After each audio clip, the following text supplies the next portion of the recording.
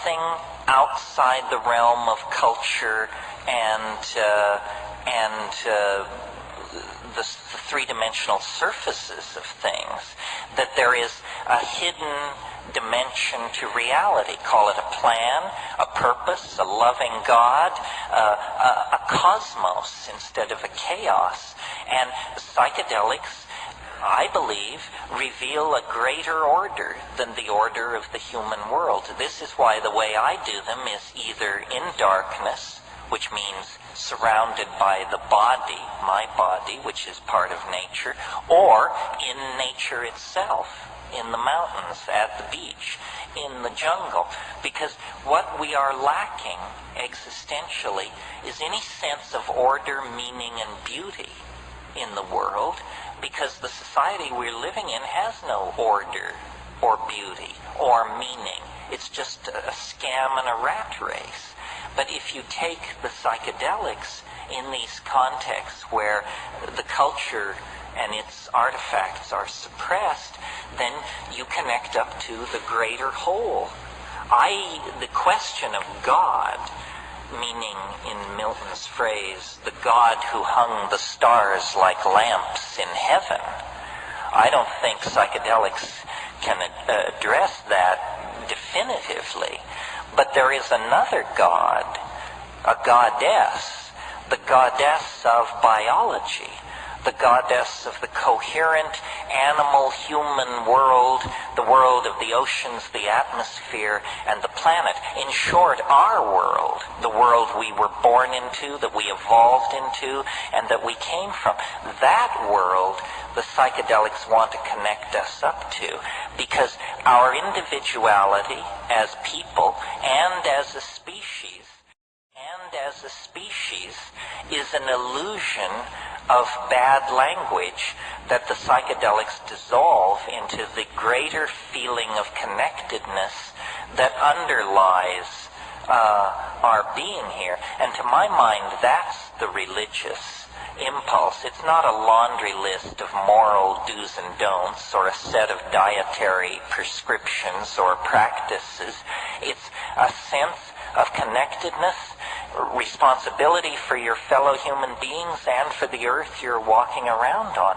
And because these psychedelics come out of that plant-vegetable matrix, they are the way back into it. I want a woman here.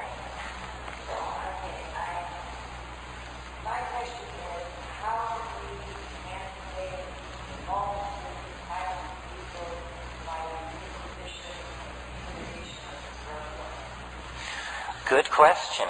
Well, the answer is, I think, pretty obvious. Yes, how do we emancipate people from the foolishness of the drug war? How do we, as a community, as a point of view, how do we gain legitimacy? This is a really important question. I mean, if you look around yourself tonight, you don't see the uneducated, the unhealthy, the demented, or the deluded. And yet this is the stereotype of our subculture. Instead, what you see are well-dressed, creative people holding down positions in society, the parents of children, the heads of departments, the authors of books, the painters of paintings. You may not have noticed, but in this society, they're not handing out rights. Ask black people. Ask members of any sexual minority. They don't hand out rights in this society. And we, meaning we psychedelic people, by and large, this isn't always true, but by and large, we tend to be white and middle class. A translation of those two terms into gutless would not be inappropriate. We have the most to lose, and so we're not given to hurling ourselves into the breach or building barricades in the street to hurl our bodies against the machine. Nevertheless, if you don't claim your political birthright, it will never be given to you. And black people and gay people and American Indians, Native Americans, all of these people have learned that you don't go on bended knee to petition the official culture for your rights. You have to take them. And people ask me, how can you stand up and say the things you do? Why don't they take you away? They don't take me away because they're more chicken shit than you think. They're more off balance than you think. They're more uncertain of themselves than you think.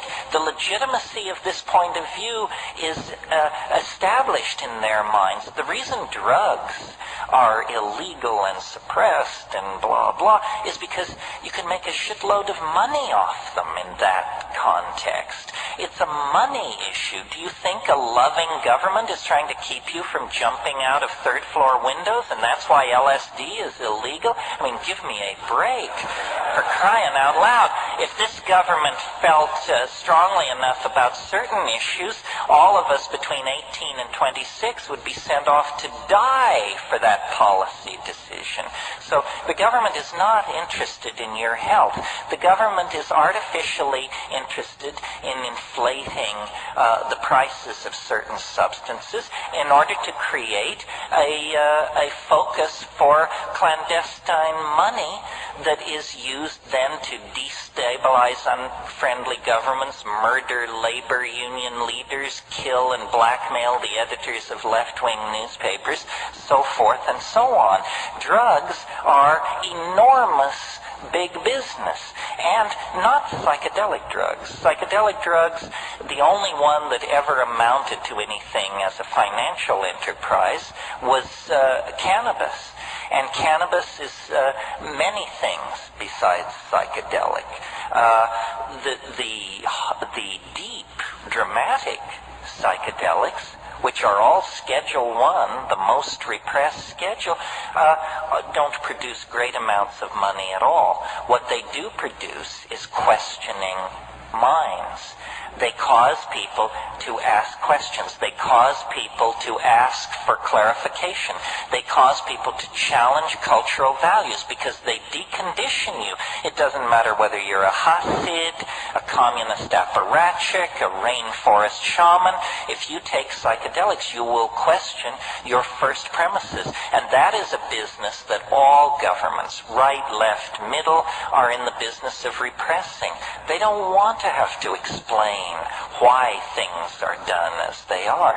But if we don't begin asking for that explanation, they're going to run this planet right into ruin. And we are the generation responsible. You are the generation that is responsible. You can't claim that you grew up in a village in Nigeria and you didn't know.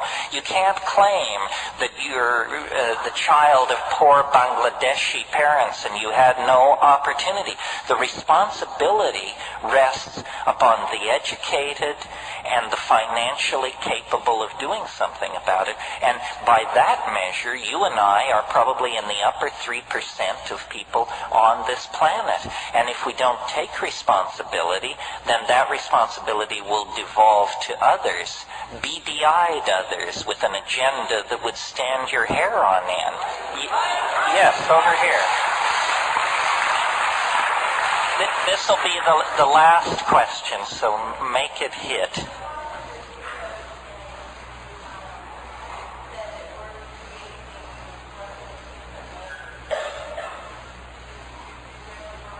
Uh-huh.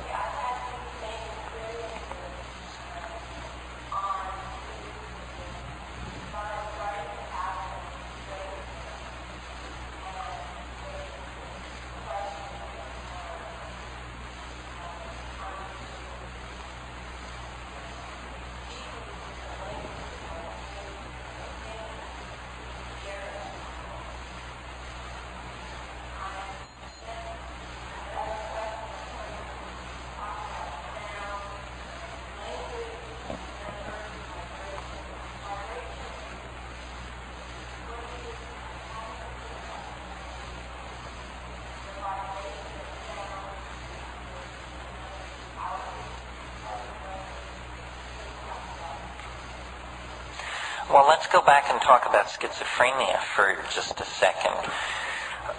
The question is, schizophrenia involves basically breaking with ordinary value systems, and how does it relate to the psychedelic state? And people who have schizophrenic relatives in their family tree, how should they relate to the psychedelic experience and so forth? I mean, I'm extrapolating, but that's the basic thing.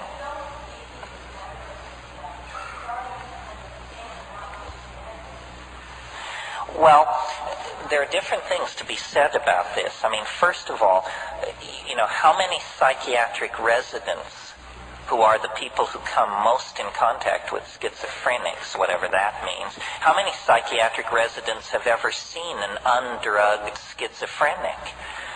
Very, very few, because the very first thing that happens is, for the convenience of physicians and the nursing staff, some outlandish drug is brought into the picture, which then deflects this healing process from ever reaching any kind of natural conclusion. Schizophrenia is just a catch-all term for mental forms of mental behavior that we don't understand. In the 19th century, there was a term, melancholia, which we would now call bipolar depression, so forth and so on. But all forms of sadness, unhappiness, maladaptation, so forth and so on, were poured into this label melancholia. Now, schizophrenia is a similar thing. I can remember an experience I had years ago. I was in the Tolman Library at the University of California, which is the psych library, and I was looking up some drug or something, and I just saw a book, and I pulled it off the shelf, a book about schizophrenia, and it said,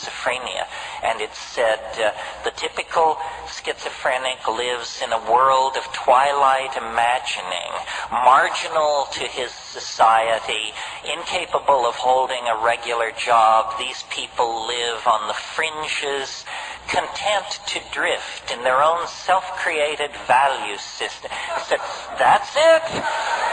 That's it. Now I understand. We have no tradition of shamanism. We have no tradition of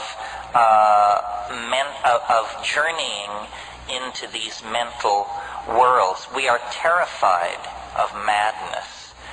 We fear it because the Western mind is a house of cards, and the people who built that house of cards know that, and they are terrified of madness. Tim Leary once said, or I gave him credit for saying, he later told me he never said it, but whoever said it, this was a brilliant statement. Someone once said, LSD is a psychedelic substance which occasionally causes psychotic behavior in people who have not taken it. Right? And I would bet you that more people have exhibited psychotic behavior from not taking LSD, but